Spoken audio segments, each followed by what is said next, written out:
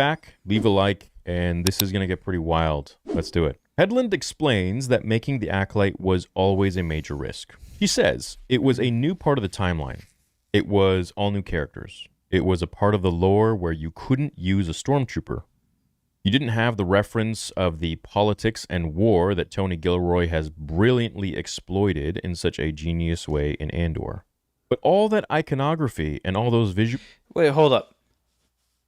So, because you couldn't use stormtroopers, your story sucked? Is that the logic that we're going with? Like, yeah, you have a new timeline, all new characters. Like, if anything, that's the recipe for success. You don't have to play off of the old characters. You don't have to play off the old politics. You can, and they gave you free reign. Good Lord. I'm going to go off what Theory says and Leslie Headland, but you practically had free reign to do whatever the hell you want. Like, and you did that. You changed the lore completely. So, oh my gosh. Okay. References are original trilogy references. And our references were the High Republic novels and the Publishing Initiative, and then the prequels, specifically with the lightsabers. Nice. I would argue, right off the bat, that there is so much more iconography with the prequel trilogy and the depths of the weeds that you can get into with different Jedi and using the Force and whatnot. And you're now going 200 years before that with Yoda and so many new characters you can bring into the mix. And the first thing she did was to bring a character who wasn't even born yet, Ki-Adi Mundi. We must have... But I didn't look it up, but is that the original actor?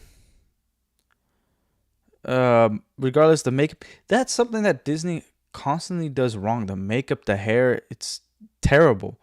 Not only the style, but even to original characters like Qui-Gon Jinn, his hair was like super long.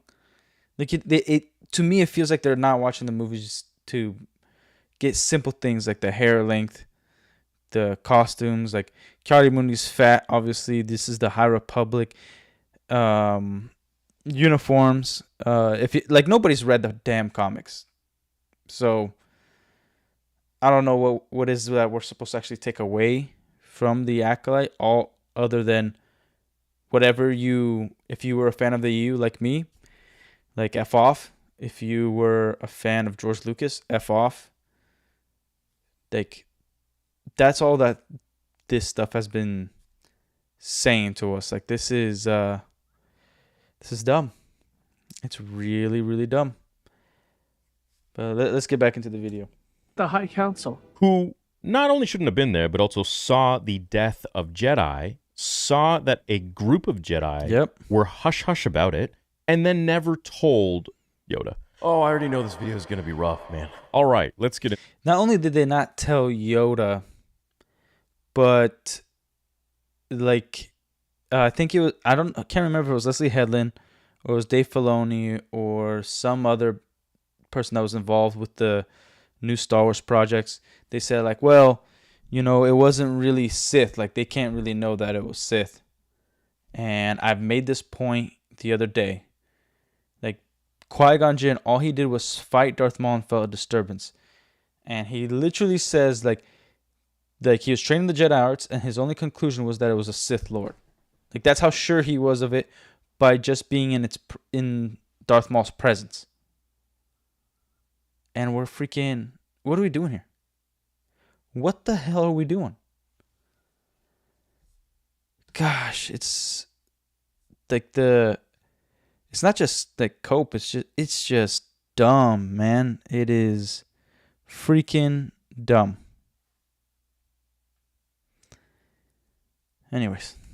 Let's get to the part where she starts blaming, I don't want to say me, but probably. There were so many people on the internet saying that I was the one who caused the Acolyte to not be renewed. I didn't know I had so much power, man. I didn't know I had that much pull to be able to speak my mind and cancel a $250 million show. Is it possible to learn this power? Do I have the same amount of power to get a proper Kenobi season? Do I have the same amount of... Not through Disney. If you guys... Those of you who have been a Star Wars fan for a long time, George Lucas actually loved it when people made fan films. When they would do their own projects. I think at a time there was a time where he wasn't too keen about it, but he actually encouraged everybody to create their own thing. And if your way of doing that was taking something like Star Wars and expanding upon it in your way, like he was all for that. So yeah, you might have had some power at some point. I wouldn't say like the fans aren't stupid. Like real Star Wars fans are not that dumb. We're gullible. We give too much hope when isn't deserved, but we're not like completely retarded. Which is like, if I watch Star Wars there and he said everybody quit Star Wars, like that's not gonna make me quit Star Wars. What's gonna make me quit Star Wars is this crappy universe that we currently have. Like I'll be honest, without even knowing, like I stopped watching all the movies without even realizing it. I used to watch at least a movie a month of like the Phantom Menace or Return of the Jedi. Those are like my two favorites, mainly because of like just the memories I have with them. I understand that Empire is the superior film out of every single Star Wars movie, and not property, but definitely Star Wars movie. And in many other movies, it is superior to everything. And then New Hope comes in second, objectively. But yeah, I stopped watching just because you watch it and then it does give you hope. That was the point of the movies.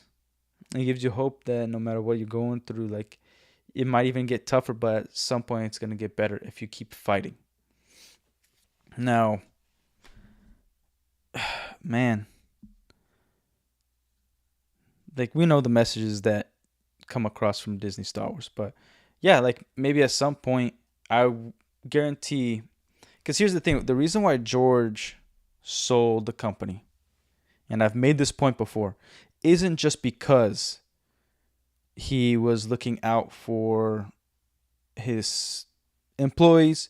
It wasn't just because he believed in Disney, and it wasn't just because Disney, Bob Iger and Kathleen Kennedy usurped him practically and lied to him to sell Star Wars, Lucasfilm as a whole.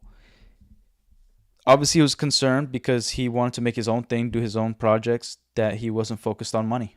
Like money was very secondary to him. Obviously, he became a billionaire, but it was secondary to the things he loved. The main reason, I wholeheartedly believe, is he didn't see the positivity from the fandom. He left 2012. He left at like a height of interaction through the internet. People were on the internet, but the interaction that he would have received would be different. This guy, he left at different eras that he should have stayed in. But let's focus on the era of him leaving and right before. When he was making the prequels, he was getting hate, like literally handwritten letters sent to him, sent to Lucasfilm, and he was reading them. Okay? Like, think about it. How many times, what do you say, a llama going on a picnic? I don't know, front burner. How many times have you like actually said some positivity towards somebody, towards a property, versus things you hate? Like when I play Master Duel or Halo online, I'm talking way more hate than praising somebody. You know what I mean? But when you have a YouTube channel, the comments are most likely going to be positive towards you. There's going to be haters, and I think there was like a psychological study of versus negative and positive. When you hear one negative thing, you need to hear 7 positive things in sequence to get rid of that negative thing in your head. And it's drastic. It is big. So from his understanding is Clone Wars and a lot of that stuff, like Republic Commando, the game, even the book, like only became successful years later. So what happens? Clone Wars, as fans, we were talking about it. It would like we would be like, oh yeah, it's cool and whatnot. But on the internet, it was kind of getting crushed a bit. It's like, oh, it changes this lore, which it did. There was a lot of lore changes from the EU that the Clone Wars took away, that Dave Filoni like ruined. You know, especially like the EU, the books of what Mandalore was about is so much better than what we got in the Clone Wars and things after. But so he left, and he was literally looking out for the fans, for the people, but he didn't hear the positivity, like how much people love the prequels, how much like things were getting better. Like he understood that there was a level of people who like they grew up with these movies. Oh yeah, they like them, but he didn't see. They're like, oh no, like we grew to like them. We enjoy them, but we do understand the original is better, and there's problems with the prequels. He didn't hear those kind of discussions. He was too busy to, be a fan of YouTube. Like maybe somebody showed him a YouTube video here and there. But again, like even like Star Wars Theory, like he started after like George Lucas sold it. So he wouldn't even probably watch the Star Wars Theory video unless a friend showed him. But yeah, so that's why he left. It's like he thought he was failing everybody. He thought he was making only mistakes. To get a Mandalorian season 4, which I saw Jon Favreau actually talked about today, which we'll get into in another video. Do I have enough power to retcon the sequel trilogy and create an entirely new one? All the fans have the power. I don't think so. I can't even get enough power to get over 10,000 views on lore videos, which back in the day would do 20, 30 times that. Yeah. I feel bad for Star Wars creators. Because it is a wonderful universe, and I love Star Wars. Like look at Star Wars panel right there. That freaking light that's not on right now, that's a Theory Saber's lightsaber. Like I try to support as much as I can, but like go subscribe to Star Wars Theory. Like he doesn't need me to, like he has 3 million followers, but please, if you like Star Wars, go to Stupendous Wave, Echo's Heart, Star Wars Theory. Like to me, those are the top 3 for me of Star Wars YouTubers. And the reason why is because they just love it. And the lore videos were the most popular thing. Like I started hating like Star Wars Theory's lore videos when it dealt with comics towards the Disney EU. And I'm like, all right, I'm not. I even unsubscribed. But whatever. But then I subscribed later back again because I wanted to discuss Star Wars, and I tune in most to, I think he's actually live streaming right now. I tune in most of his live streams, but please go support him because like it sucks, and he is constantly making fan films and spending money, and he's like I support people who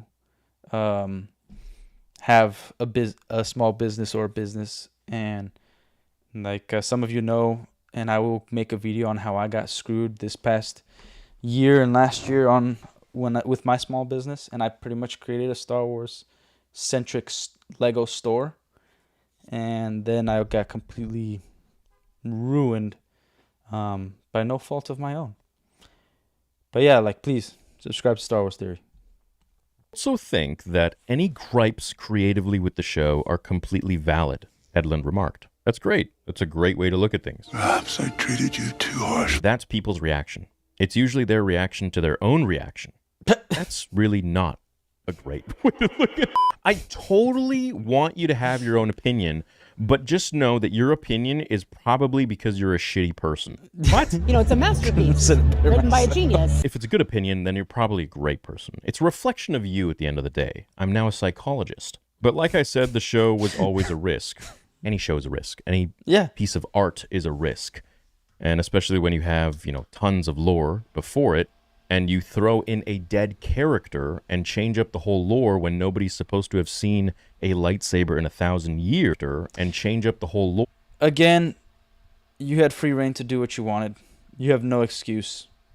You didn't adapt a book. It was like, this just showed you're a crappy writer. And again, it's a risk doing anything, even a job where like you're responsible for a project. That's a risk.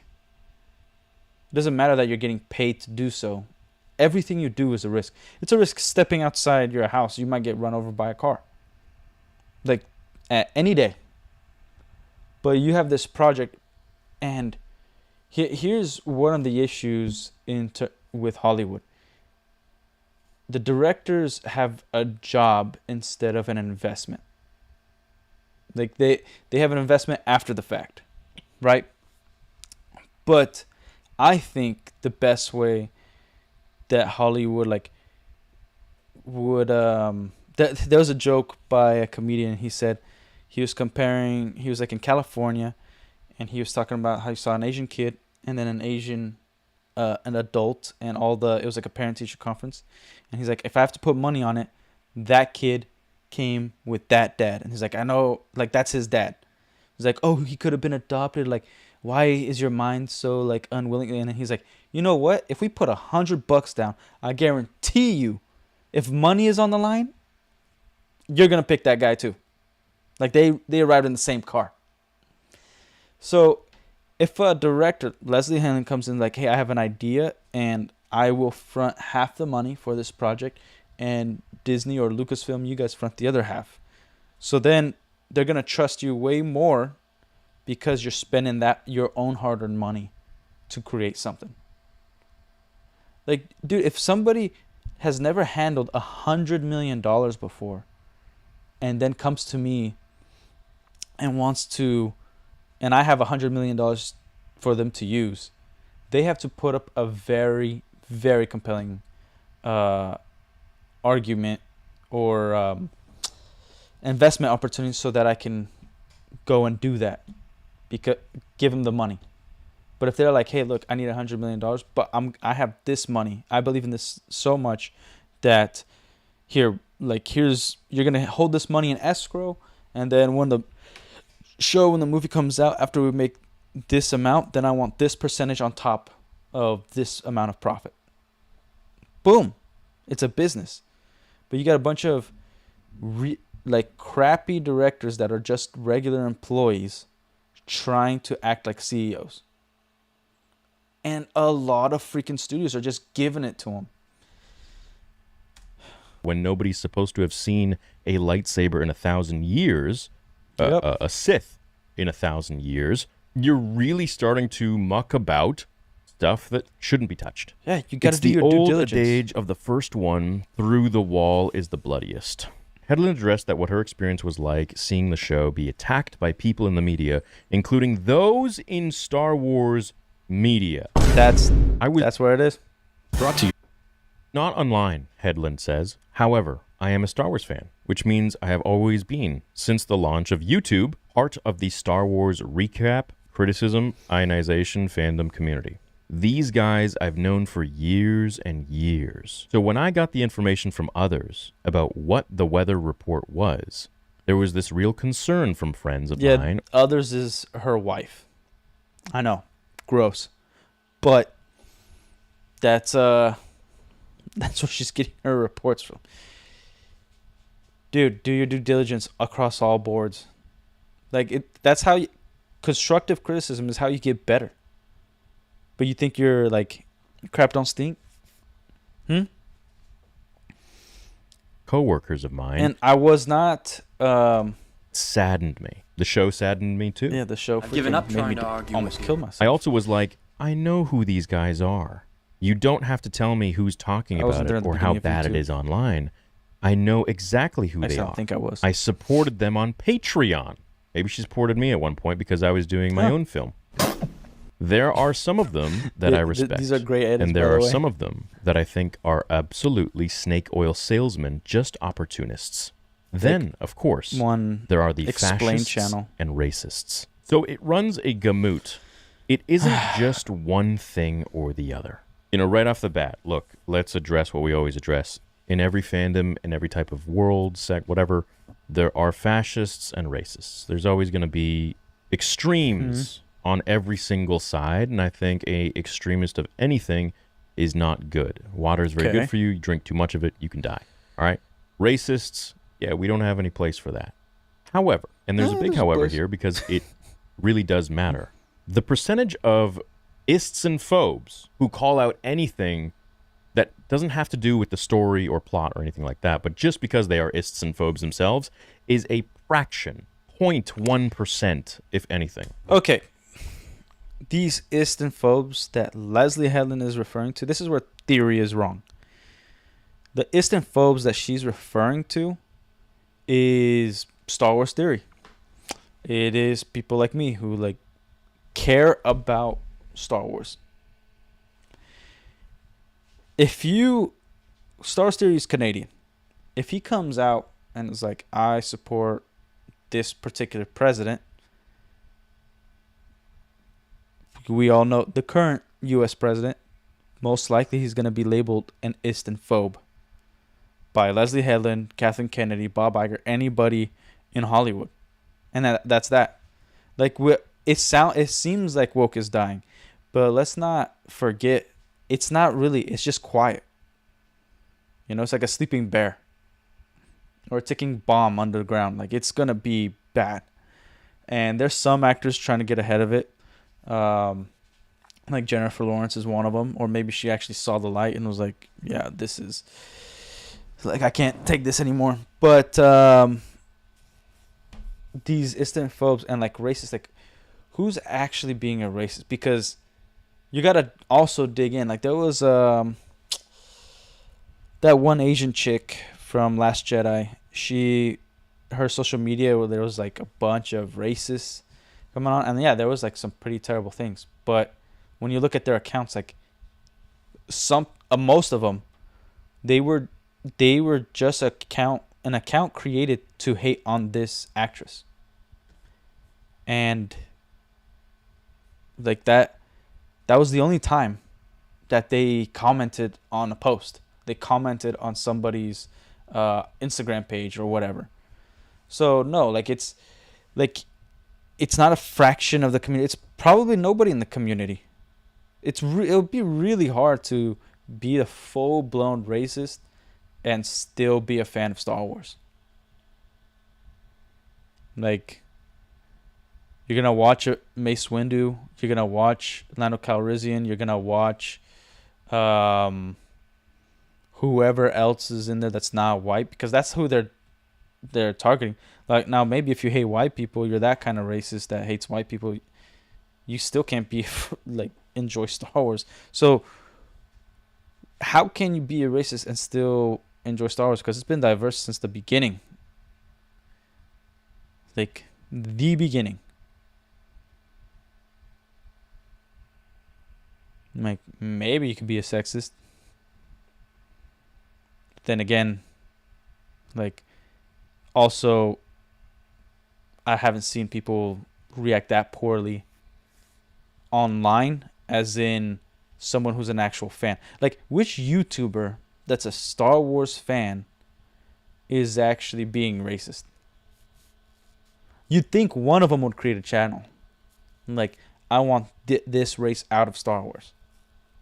Nobody's showing their face on that. I haven't seen a YouTuber, Kick affiliate, a Twitch streamer. Nobody talked about that. What are you talking about? Like, maybe for comedic purposes, but someone who's serious, nah. Right, taking over. And I think it would be really ridiculous to cover 99.9% of people out there who are fans who are coming up with constructive criticism as to why they may not like a piece of art which has a long-standing level of history and lore and guidelines and things that you have to adhere to brush them all with the same of that 0.1% of ists and phobes. That to me just seems really low IQ, because it's you irresponsible, are actually not addressing the bigger thing, which is that so many people have actual constructive criticism and good points to make. We must move quickly. They're relentless. Right? But you just throw them all under the bus because there's a tiny little fraction out there in the corner that's yelling out into the ether. And all of a sudden, the people who dislike the show just like the ists and phobes do, then all of a sudden they're the same. Come on. Now, the idea of her saying that she supported them... Again, there's no ist and phobes. There just isn't. That's like hating on the show. The people who are hating on the show is the people who care about lore and care about, you know, not getting their property freaking just annihilated. It's me, I don't know. On Patreon, maybe with an alias. I don't think really has any sort of credibility here because she was given a $250 million budget to make a show to honor George Lucas's legacy and build upon this beautiful story that he's created. And namely, probably one... That just reminded me that, like, she also brought in these unknown knowns to the Acolyte. Like, the chick from, Logan, the dude from Squid Game. They were just...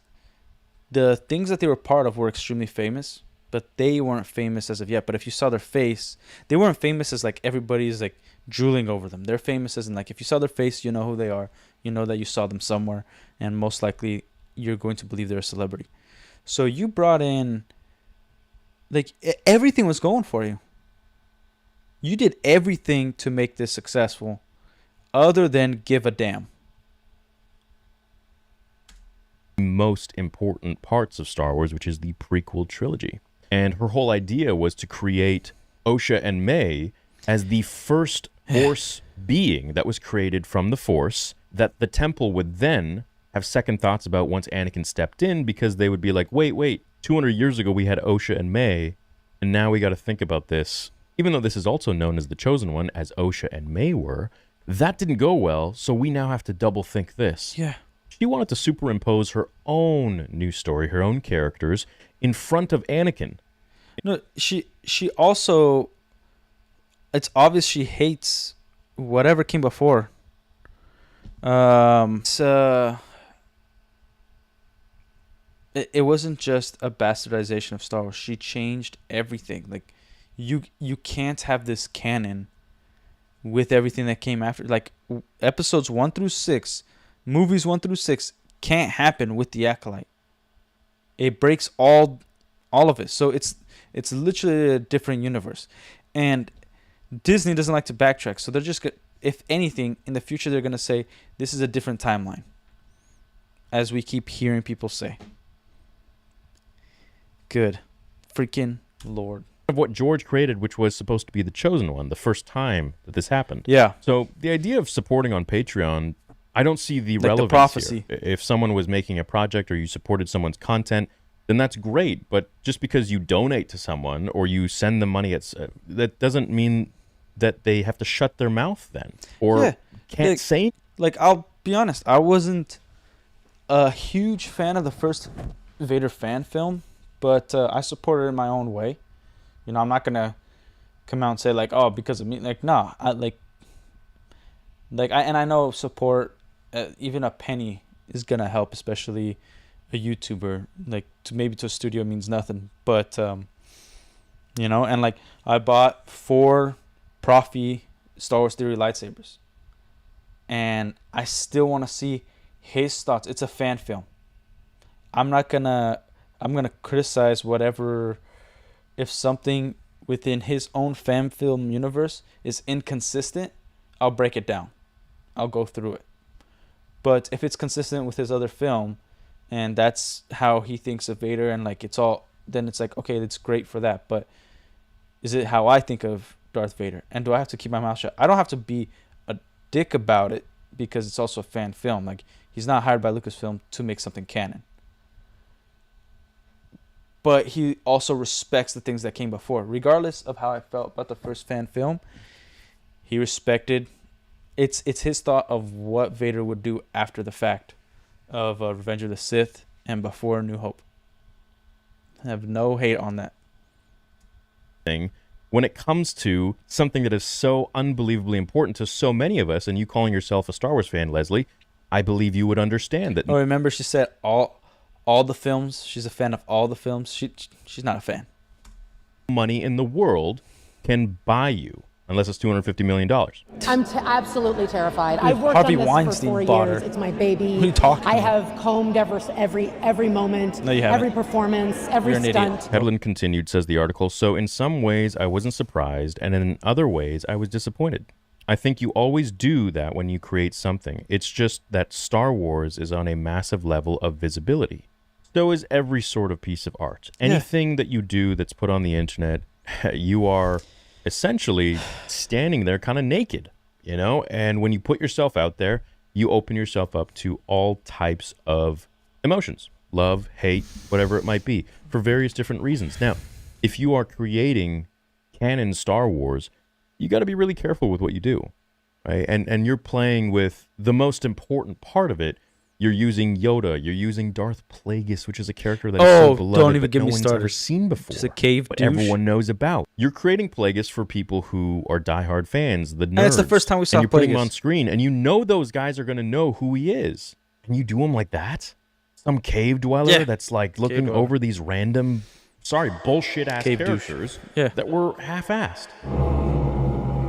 Fuck off! That is not Plagueis watching that shit. In a surprising I didn't remark, see Hedlund that. said the reaction to the Acolyte taught her not that fan are toxic, but something else entirely. It made me start to think, rather than these fans are toxic or this thing is being mean to me, it made me think more that the content being made about Star Wars will ultimately be more culturally impactful than actual Star Wars.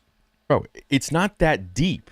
Like, you created a story that didn't hit. Mandalorian hit with a lot of people. Is there any... Where are all the ists and phobes there? I don't get it. Okay, the only reason the Mandalorian hit is because it was almost good enough mediocre, but it was light years better than all the freaking Disney stuff slop that we got. Rebels was probably the only thing that we got that was like, okay, it's better than the Mandalorian until they got to the time traveling crap. But that's the only reason we gave a damn about the Mandalorian. It was like, oh shoot, we're finally getting a Western. The music's a little different. But then as you thought about it, it just didn't make sense. It's not a good piece of Star Wars media. But it had a charm to it. And then they really effed around in season 2. And then they had the Luke Skywalker moment. And then season 3, whoa. It showed their true colors. Like, this is... And again, Jon Favreau could have said something. Dave Filoni approved all this crap. So, yeah. Even season 1 there was a lot of lore-breaking issues, man. Kenobi show was dogged on, and you had Hayden and Ewan, Darth Vader, Obi-Wan, and it was absolutely ripped to shreds. Why? Because it was shit. It's a representation of not only what I love, but the insane amount of work that the cast and crew put in. Yeah, it is. I think you can see that on the screen or on your phone.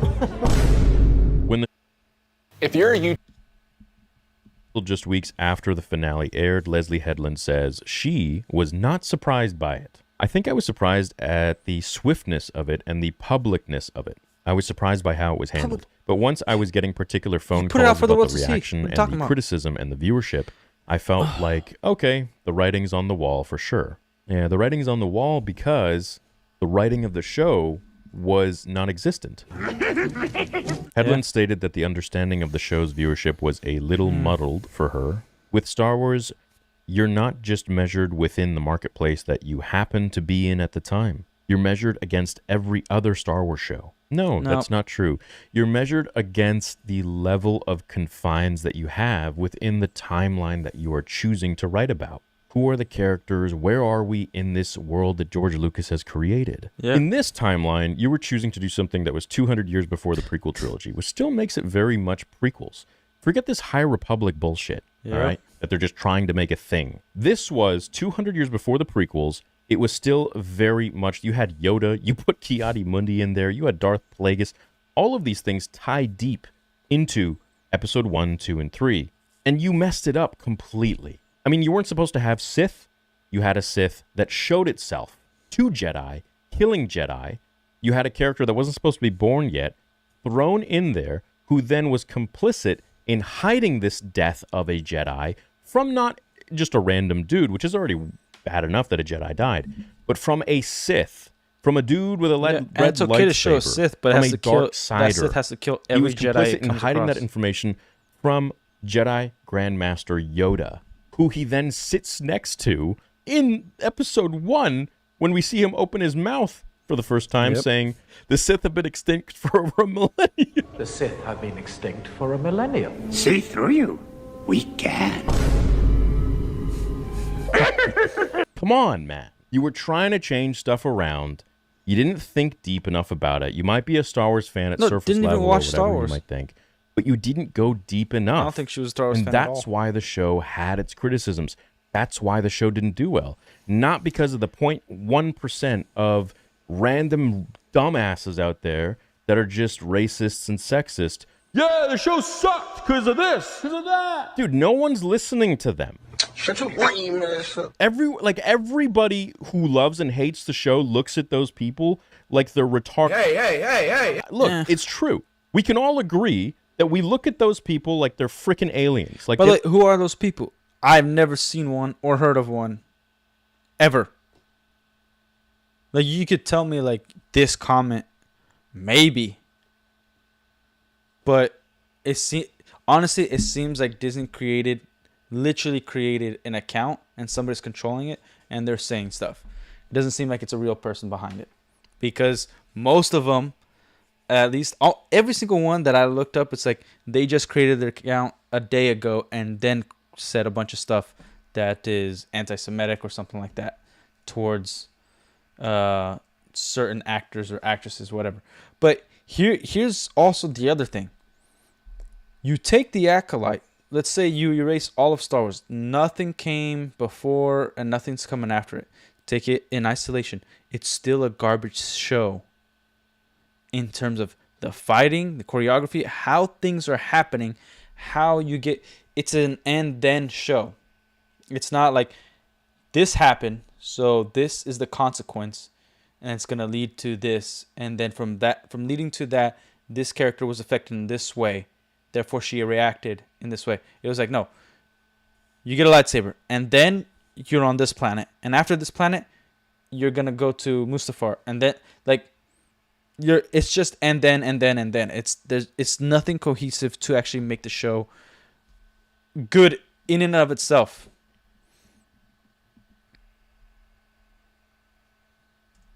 Along here. All right? But just because they don't like the show, just because they happen to realize that it's shit, and we don't like the show because we happen to realize that it's shit and doesn't follow along George's path and the confines that he made, doesn't make everything we think the same. It's not that hard to figure out. Absolutely. Okay, if there's one AI site builder you need to meet, I need to get ad blocker. It's way too many ads. And I honestly don't care. Weird, man. Yeah, so let's get to the Plagueis thing. With Darth Plagueis making a cameo in the finale and May and Chimera teaming up, the Acolyte certainly left off a cliffhanger. Hedlund revealed that she had started to develop ideas for Season 2 before the show was canceled. My showrunner and I had a lot of ideas going into Season 1, so we definitely were thinking about that, specifically with Manny Jacinto's character. We always knew that Lee Jung-jae was going to be the emotional anchor of the first season, watching the deterioration of that father figure. So we had already thought ahead and thought about what type of relationship we wanted to look at in the second season. We had talked about all of that from a thematic and character standpoint. But in terms of actual narrative, there were only a couple signposts that we knew we wanted to hit. Ultimately, though, Helen said she has no regrets about the show. You should. I'm absolutely obsessed with Star Wars. I still am, and I love my show, and I know that it was wonderful. Okay, listen, I've taken a lot of L's being on the internet. I've had some hot takes that I look back on, and I'm like, yeah, I just think differently now. Or maybe I shouldn't have said that. Or what the hell was I thinking? You're just too nice in the past. Or no, I stand by that. And I think that that's really important in just your life and journey as a person in general. You know, forget all this internet crap and everything like that. Just as your own journey, I think it's really important to be introspective and kind of see yourself from a third person and be like, what kind of person am I? Leslie, the majority of people that didn't like this show didn't hate it because of the 0.1% of assheads that are racists and sexists. The majority of people didn't like this show, and I'm talking to you. I don't know if you're going to watch this. I don't know if your wife's going to watch this or someone you know is going to watch this, I'm sure. I don't read anything. My wife just gives me the weather report. But the reason we didn't like this show is because it was bad. And I've given my points as to why it was bad. So many people have given their points as to why it was bad. And one reason why I try to be so composed nowadays, now that I'm like entering my late 30s, is because I've noticed that it really detracts from your arguments when you are overly emotional or making jokes or things like that. If you are able to just not eloquently acknowledging get it across at your all. point with facts and respect and being not monotone, but being extremely composed, which I feel like I'm doing a decent Or just job of, humble. it eliminates Be any humble. sort of misunderstanding of this guy is over emotional or whatever else, or quirky, or just doing it for the bit. That's great. That's a great way to look at things. That's people's reaction. It's usually their reaction to their own reaction. That's really not a great way to look at it. And I think that my videos really get the point across as to factually why the writing in this show didn't land. So, just if you can put aside your ego for 2 seconds, and I'm sure this to you was your baby, you loved it, you spent late nights writing it, He doesn't you know thought about this was lesbians. amazing, it got $250 ego million stays. from a major studio, from the biggest studio, and you made a Star Wars show, and you were like, this is awesome, and you were excited about it, and I'm sorry the show didn't land for you, and I'm sorry the show didn't land for us and so many of us. I'm not sorry. Not freaking sorry at all. If you go back on my channel, years and years and years, I have... Dude, let's not forget who this chick is, man. She was the personal assistant to Harvey Weinstein. All the crap... There's an argument to be made of what he actually did versus what he didn't do. Okay? But one thing that he did do, and he confessed to, was using his position to get...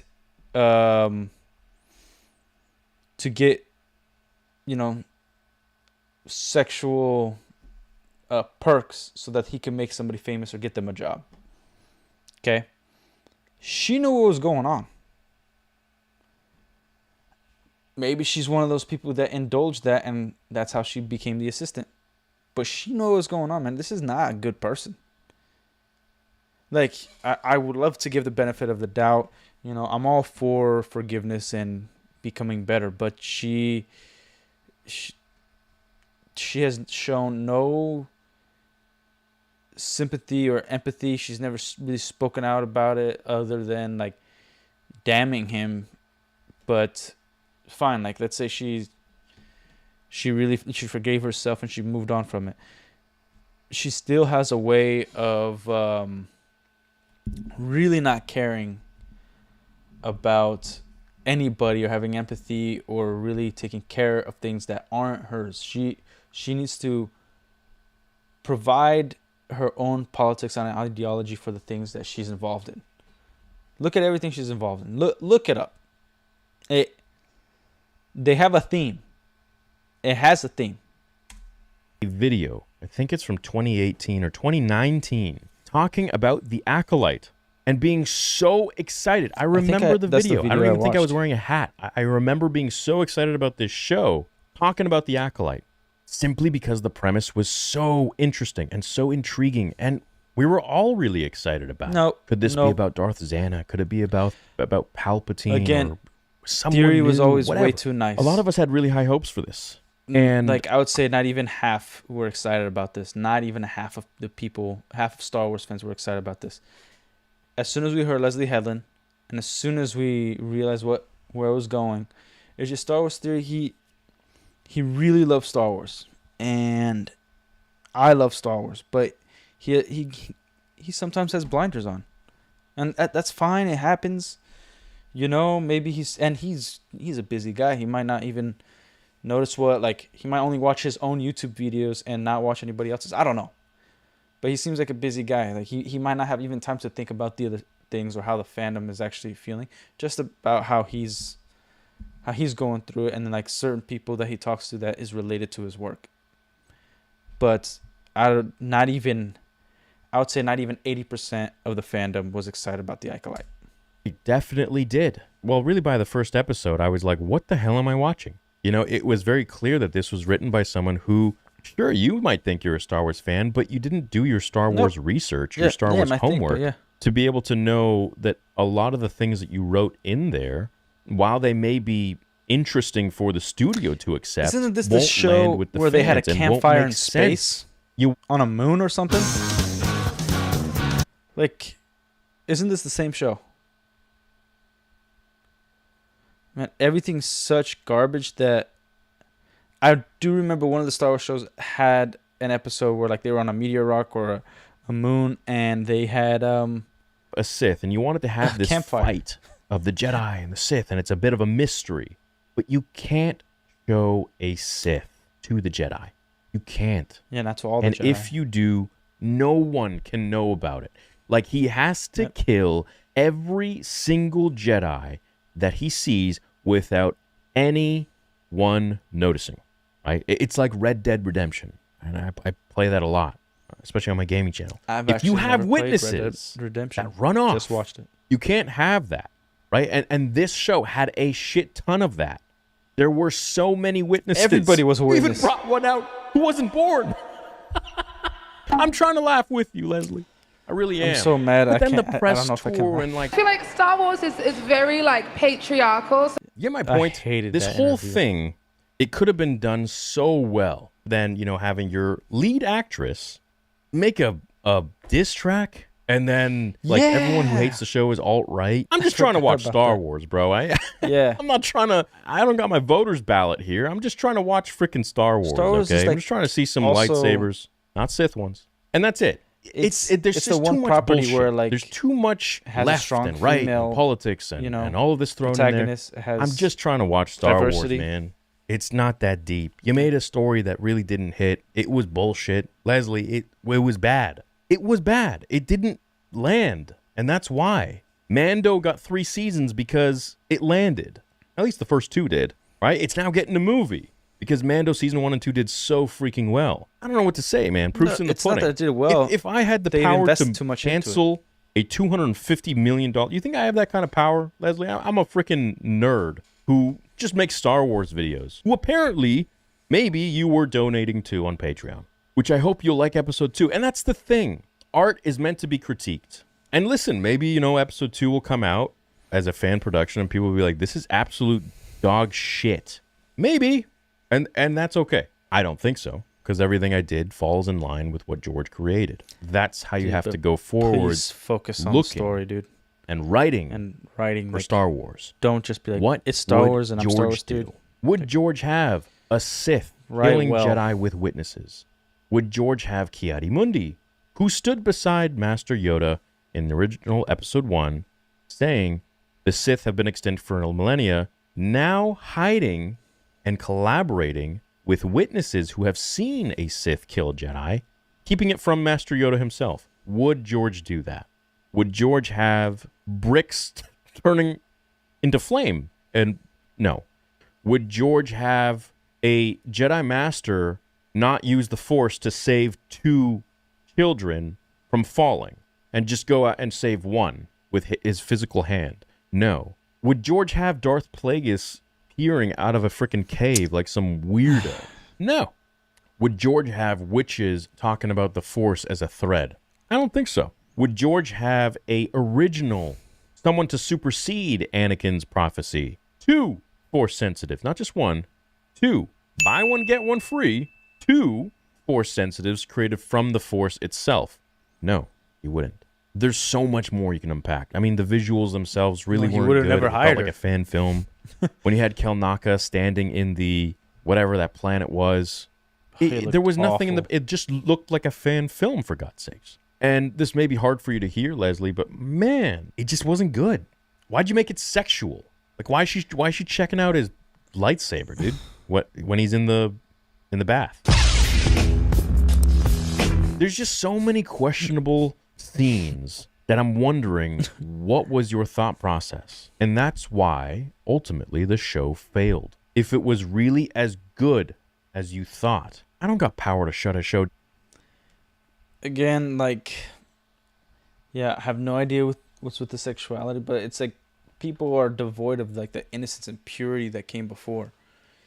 It's like, great, she's a lesbian, whatever, live your life.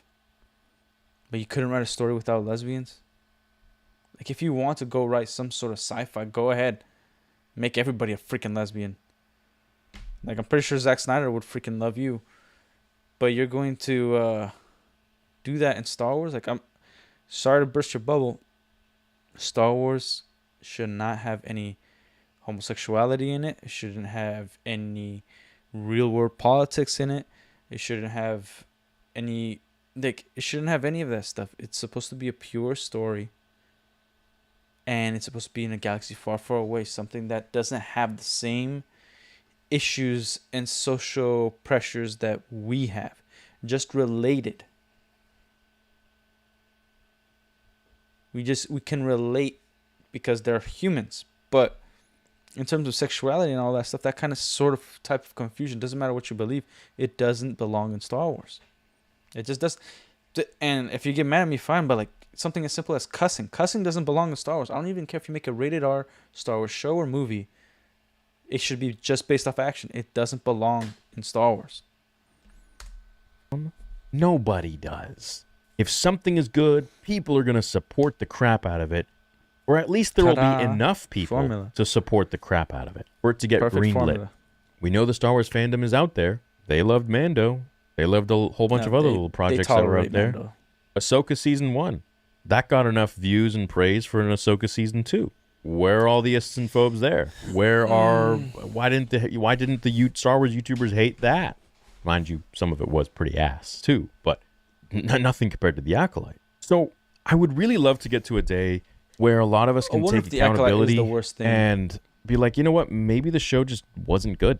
And instead of blaming, YouTubers or media or whatever it might be that you supposedly donated to, and if you donated to me on Patreon, thank you so much. That's very kind of you, and I hope that you do enjoy Vader Episode 2 one day. Actually, in a few months. Dude, it's about accountability. But this sort of I'm not at fault sort of thing, when something bombed this bad, I think maybe just accept that maybe it just wasn't great.